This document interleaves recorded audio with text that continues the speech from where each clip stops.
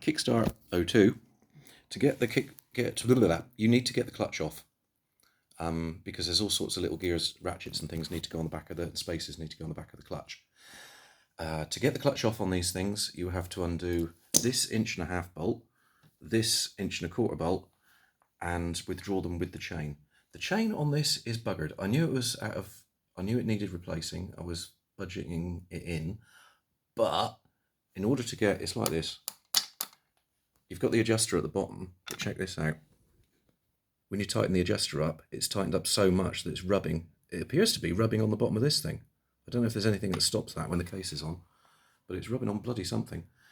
So yeah, this one definitely needs. Now, the problem with undoing these is once you've got the clutch plates out, this just turns. You can put it in gear and strap the bike down. I don't have facilities for that. So if I put it in gear, the bike is going to inch forward as I try and undo this, and nothing's going to happen. So what I've got to do is make a sprag. That is this kind of thing. It's a ziggy-zaggy bit of metal. This one's too small. It goes in there. The one end of it goes on there, and then it butts up against that. I don't know. It holds it anyway. I've never made one of these before. This one's a bit too short, so I'm going to make another one. The main thing I found out while dicking around today, though, was there was a stop. And it's part of the Kickstart arrangement, so it's not needed on an electric start XLH. And it's behind the clutch. And it was one of those things I was finding a bit of difficulty with. It looked like I was going to have to buy it from America. I couldn't source it in Britain.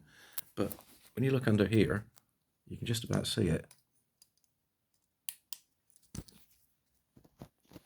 Right, can I actually get this? Yeah, where is it? I'm going to pause it and find it. Aha, found it. This is it here.